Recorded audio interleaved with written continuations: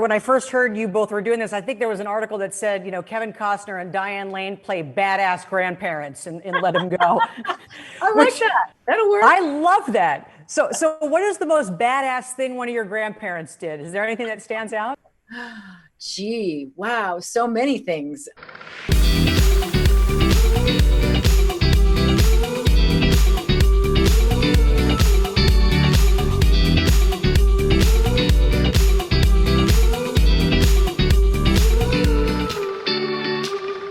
Well, you're definitely not in Arizona. It looks like you're somewhere fantastic with much cooler weather. Yeah, no, this is the Bitterroot Mountains, and Beautiful. behind me is the Bitterroot River, and it's where Lewis and Clark came down, and Sacagawea. So I'm surrounded by mountains and history.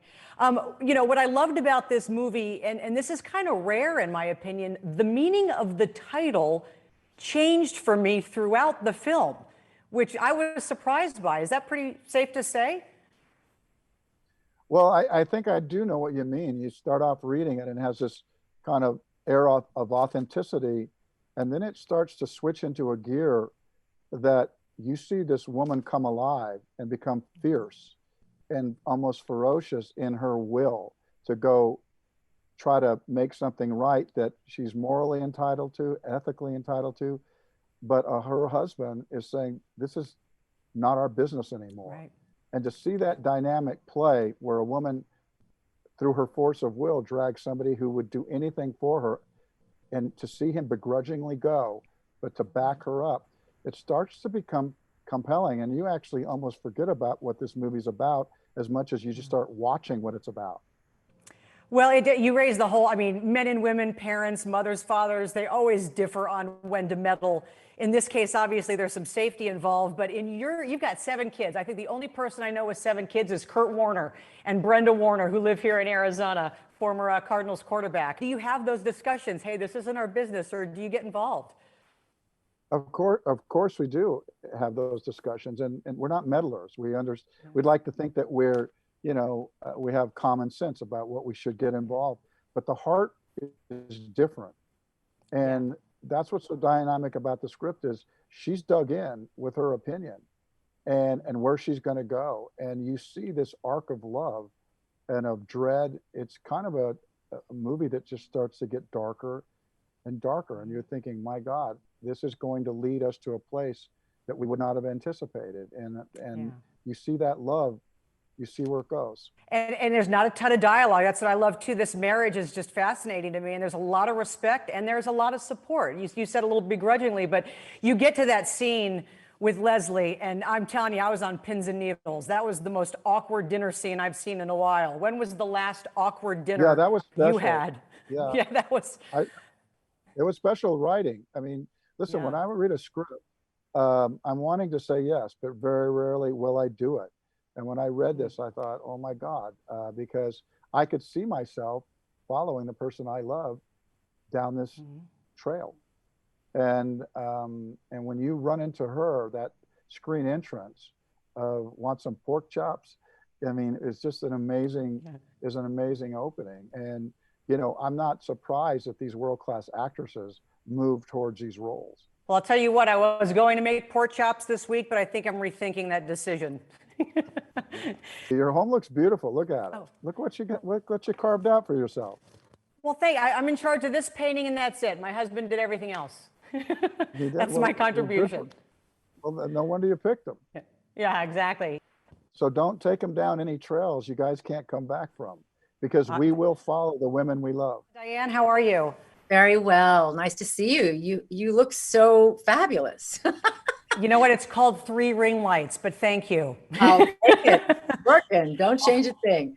Well, I appreciate that. I loved this character, and I know you're a great actress and I know you're a great mom, but this character is so challenged because you play her with such restraint. How hard is it to shoot scenes where you have to restrain yourself in situations where, as a mom, I don't know how you do it? Well, our children raise us in a way. They teach us what they need. We know about my character. We know a little bit, if you've ever been around horses, and to be a person who can work with them and train them, you're teaching horses about people more than you're teaching, people about horses. So she's obviously a very good mother in the Right. sense of you have to earn trust. That means you have to be trustworthy. So we have a sense of ethics as a family. He's sheriff for 30 years. So they have a big backstory.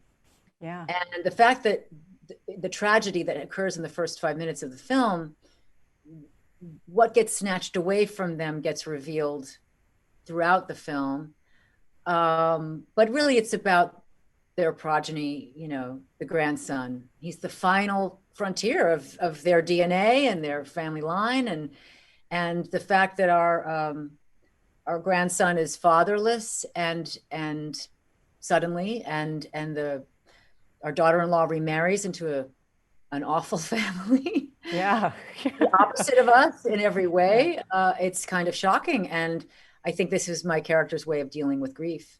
I love the character. When I first heard you both were doing this, I think there was an article that said, Kevin Costner and Diane Lane play badass grandparents in Let Him Go. I like that. That'll work. I love that. So what is the most badass thing one of your grandparents did? Is there anything that stands out? Gee, wow, so many things. I mean, I remember my grandfather from Fort Worth, Texas, and back in the day, they didn't have antibiotics yet. So he got a burst appendix or something, and the only way he survived is he had to be cut all the way open, and they put sulfur all up in him. Oh my gosh. And they prayed, and I don't know if it was the prayer or the sulfur, but boy. And apparently he had a zipper scar. So anyway, people were tougher then. They had to be. I mean, we're made of tough stock just to be standing here. Yeah, that especially nowadays. I know they're about to wrap me. I can't get pork chops out of my head, and I can't get your bundt cake out of my head, which honestly looked like the greatest bundt cake ever made. Ever. If you're welcoming somebody into your home, what are you serving? Oh, golly. Well, it depends. These days you have to ask what people are and are not eating. But recently I was able to make a very good apricot tartan. I don't know how you pronounce that. Tartan. Wow. Galore. Yes, that's what it is. But now I'm going to try to make an apple one because it's apple season. Oh, now I'm hungry. Thanks. It's lunchtime here too. Started us on this. Yeah, I guess that is on me, actually. I apologize. Hey, congratulations on everything. I hope next time we do this in person, and thank you for doing this at all. No, it's great to see you. Stay healthy. Thank you. Lesley, good morning or good evening. Hello, Tara. Yes, it's evening here. Yeah. First of all, congratulations on everything going on with you these days. I just think it's so cool. And I loved, if I can say that, your character in this, because she's not the nicest. However, no, good. when they first meet her, she just decides to kind of, fill them in on her life's history, basically, pretty quickly. You and I just met.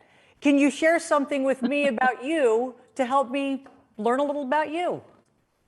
Oh, well, that's interesting. That's a good start. I grew up in Brighton, which is on the south coast of England. I'm a working class girl. My father had lots of different jobs. He was a taxi driver, cab driver. He was a bookmaker. He was a plumber. My mother was a housewife. And I had two older sisters, and they were part really of the kind of slightly swinging 60s Brighton set. Oh, wow. And yeah, my mum was, there wasn't a lot of money, but my mum was always very glamorous. And my dad was a bit of a crooner and quite charismatic and had a good voice. And my middle sister and I grew up singing. We both had good voices. We did classical singing. She decided it wasn't the life for her, and then I decided that it was the life for me. So I took myself off to London and I went to stage school, and the rest is history. Well, unfortunately, we don't get to hear your singing voice really in this, but we do. No, you don't. We apparently learn a little bit about your cooking skills. I know you've got a son. If he were to bring some friends over, are you making pork chops, or what is the meal that you would make for him and his friends to welcome them into your home? Well, he's vegetarian now, so I'd have to think about that. But there was a period, and we laugh about it. There was a period when, when you've got, I was obviously, where he was quite little, about 12, and I was obviously having a lot of people for dinner around that time. And you know how you get your stock dishes that you think, oh, I'll do that because I know how to do it. Yep. So we were having people for dinner, and he said, "What are we having tonight?" And I said, "Well, we're having coq au vin and pavlova." And he said, "Oh no, not coq au vin and pavlova again." And that was the point which I thought, yeah, maybe he needs to have beans on toast a bit more. This sounds like a spoiled child to me. I was just going to say cereal is my go-to. Is that bad?